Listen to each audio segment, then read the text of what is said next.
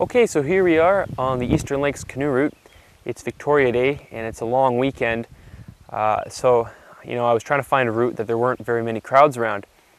Now, the start of this route, Long Lake, there's lots of crowds out there, motorboats, ATVs, people with fireworks, you name it.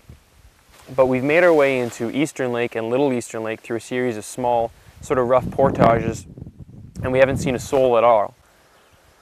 Now, the portages up here can be a little rough, but they are short in nature. I think the longest was about 75 meters total.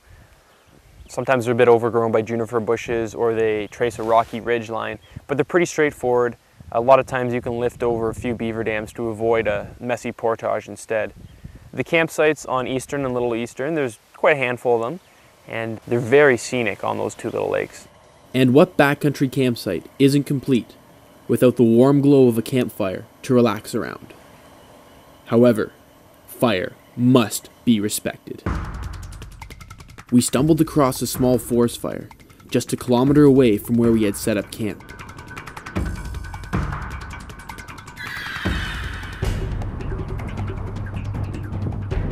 With a weak cell signal, we placed a call to the Ministry of Natural Resources fire hotline, and a crew was immediately dispatched.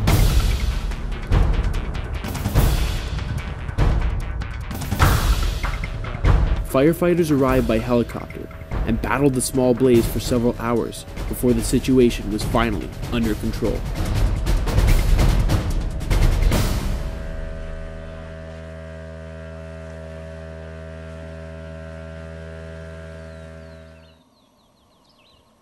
As the Eastern Lakes region is characterized by thin soils and young forests, the ecosystem is especially sensitive to forest fires. In 2012 alone, 3 fires were ignited, with 2 originating from observed campsites. Ensure your campfire is fully extinguished before you continue to explore this beautiful region.